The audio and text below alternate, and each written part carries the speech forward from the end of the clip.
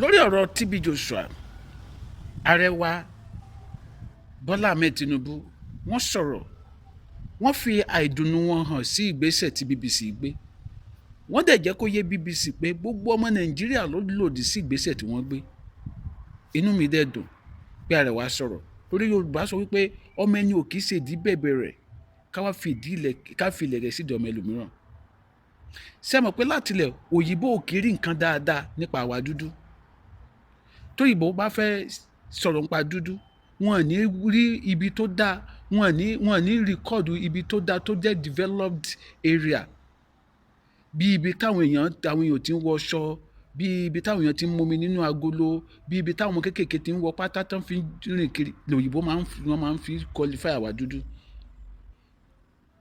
Àkọ́kọ́ mo fẹ́ ká ṣàkíyèsí yẹn. Ìdí nìyẹn tí bàbá Bọ́lá Ahmed Tinubu fi àtètè gbé ìgbésẹ̀. Ẹ̀kejì, ọmọ táwa ń sọ tó dárúgúdù sílẹ̀ yìí tí àwọn BBC sọ pé ọmọ TB Joshua yìí ni kì í sọ ọmọ bíbí inú TB Joshua, kì í sọ ọmọ bíbí inú ẹ̀. Lójú ayé ẹ̀ gan lọmọ yẹn ti ń sọ lẹ́nu. Fẹ́yìn tẹ́ ẹ mọ̀, fídíò yẹn wà lórí Scan channel níbi tí TB Joshua ti pe ìpàdé àwọn òṣìṣẹ́ ẹ̀ nígbà tí ọmọ yìí ní British kẹ́ńkọ́ jẹ́ kó yé yín, TB Joshua adopt ọmọ yẹn ni wọ́n gbé ọmọ yẹn lẹ́gbẹ̀ẹ́ títì ni.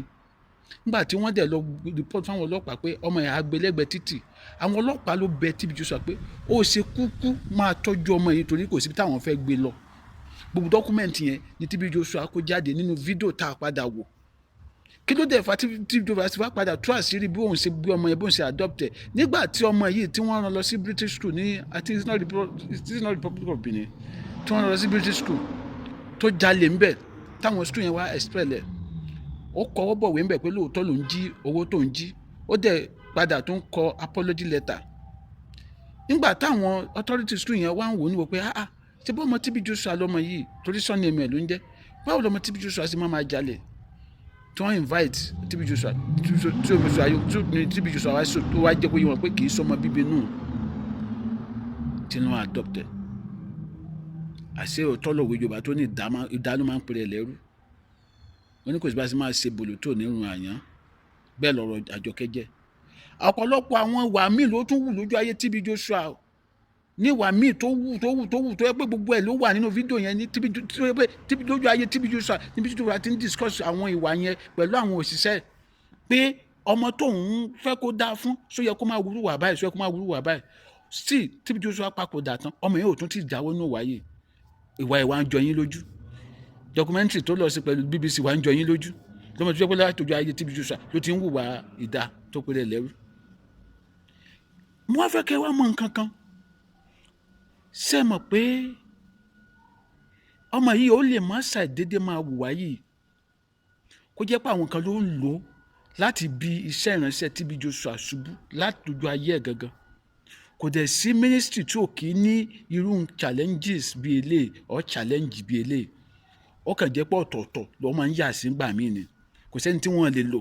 Wọ́n lè lo ọ̀gá akọrin láti bí ministry ẹ̀ ṣubú. Wọ́n lè lo ìyàwó láti bí ministry ọkọ ṣubú. Wọ́n lè lo ọmọ, but wọ́n rí ìyàwó TB Joshua lò, wọ́n rí ọmọ ẹ̀ lò, ló jẹ́ kí wọ́n lu ọmọ yẹn ní ìbọ̀dé yẹn gbà, ara ẹ̀ ló gbà wọlé. Ṣùgbọ́n lójú ayé TB Joshua rí àṣírí yẹn, Ọlọ́run dẹ̀ ràn án lọ́wọ́ láti má jẹ́ kí ogun yẹn borí ẹ̀. Wọ́n tún fẹ́ kẹ́ wá ṣàkíyèsí kan. Ṣé mọ̀ pé ńgbà tí TB Joshua papòdà tán, ọ̀pọ̀lọpọ̀ àwọn èèyàn kan dìde, àti funfun àti dúdú, tí wọ́n náà fẹ́ jó lórí ìjọ yẹn. Ṣé rò pé inú àwọn èèyàn sì máa padà dùn sí bí ó ṣe jẹ́ pé ìyàwó bàbá wa TB Joshua ló padà jó lórí ni? Wọ́n sì ń gbógun lábẹ́lẹ̀. Ta ló mọ̀ báyà àwọn ló padà tún lọ gbé ọmọ ẹ̀ dìde pé ó máa ṣírí wọn, ó yá kí ló mọ̀ ń pa wọn, kí ló mọ̀ ń pa wọn, kí la lè ṣe, kí la lè ṣe, tó yẹ pé wọ́n wò pé káwọn gbàbẹ̀ wọlé, pé wọ́n wò pé wọ́n mọ̀ pé nígbà tí ẹjọ́ tí TB Joshua ń tú sílùú fáwọn òṣìṣẹ́ pé òun adopt ọmọ ẹ̀ ni, wọ́n mọ̀ pé ó wà recorded. So nígbà tó yẹ pé surname TB Joshua ló ń jẹ́ láti kékeré tíntínní bí ọmọ bí ó tilẹ̀ pọ̀ ọmọ ọdún méjì nígbà tí wọ́n gbé, ìgbà yẹn TB Joshua tó ti wù ú wò. So tí ká ní àrí fídíò yẹn àní lè believe lóòótọ́ pé kì í ṣe TB Joshua ló bí. So àwọn tó wà padà lọ engineer ọmọ yìí wọn mọ̀ pé gbogbo kíní yẹn ti wà recorded, gbogbo kíní wà documented, àṣírí yẹn tébù náà ó wà lórí Scrum channel náà ṣe gbogbo wa la ti ń wò lórí social media already. So mo wá fẹ́ kí àkíyèsí mi kẹ́ ṣe ni pé àwọn kan ló lọ ṣiṣẹ́ ibi yìí torí ara wọn, kì í ṣe pé BBC dédé gbé ìgbésẹ̀ yẹn, àwọn kan ló lọ bẹ̀ wọ́n lọ́wọ́ ẹ̀, àwọn kan ló wá ọmọ yẹn rí, wọ́n lò ní irinṣẹ́ ni, irinṣẹ́ lọmọ yẹn. Ó kàn wá dùn mí pé Jésù sọ ó ní kò lè ṣe kó ìkọ̀sẹ̀ máa wà pé ṣùgbọ́n ègbé ni fún ẹni tó bá ibi tí ohun ìkọ̀sẹ̀ yẹn bá ti wá tààtààtà rẹ̀ wá. Ó dùn mí nìyẹn.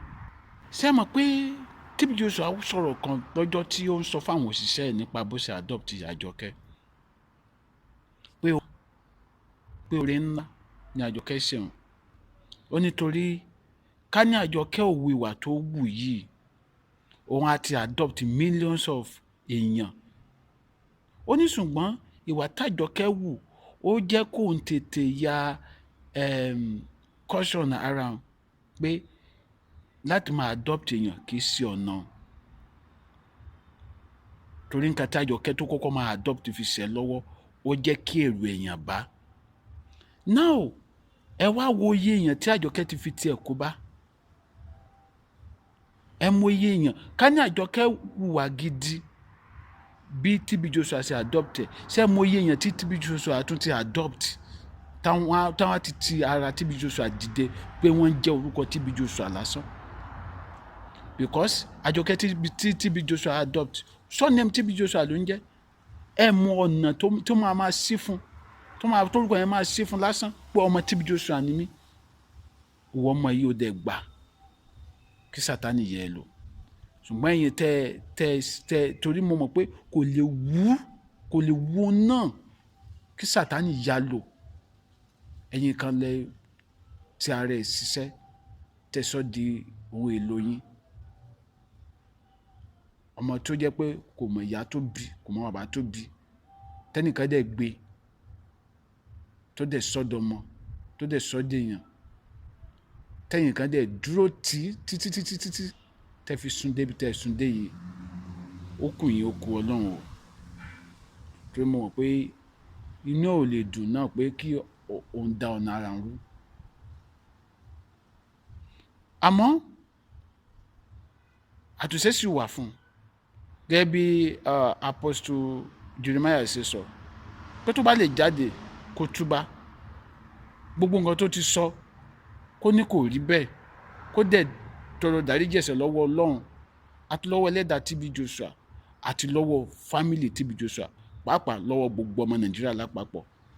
Ó ní Ọlọ́run á dáríjì mú dẹ̀wọ̀n kó tó bá lè ṣe bẹ́ẹ̀, tí Àjọkẹ́ bá lè ṣe bẹ́ẹ̀, á padà rí ìrànlọ́wọ́ Ọlọ́run, á rí ojúrere Ọlọ́run, á dẹ̀ rí ojúrere àwọn ọmọ Nàìjíríà. Kódà àwọn ìránṣẹ́ Ọlọ́run wọn á ràn lọ́wọ́ láti sọ di èèyàn. Ẹ̀yin tẹ́ bá súnmọ́ ẹ gbà níyànjú lóòótọ́ kó gbé ìgbésẹ̀ yẹn tẹ́ bá súnmọ́. Ẹ má yẹ ká wò níran. Èmi ò rò pé inú ẹ̀ pé ó lè gbogbo láti gbogbo ìwà tó ń wù láti ọjọ́ ayé TB Joshua, èmi lè sọ pé bí a ogun ló dúró tì, ogun tó ti ọjọ́ iwájú ẹ̀. Mo wá gbàládùá ogun tó ń sọ pé ó máa bá ẹ dé pẹ̀rẹ̀pẹ̀rẹ̀ odò. Lónìí Ọlọ́run á yẹ ogun náà, á yà ogun náà. Adéọmọdé lórúkọ mi. Ẹ bá mi share fídíò yìí ẹ jọ̀ọ́. Ẹ dẹ̀ bá mi follow page mi. Ẹ bá mi like fídíò yìí. Ẹ bá mi tẹ love. Ẹ tún bá mi subscribe sí Adéọmọdé TV lórí YouTube. Ire, ó dàbọ̀.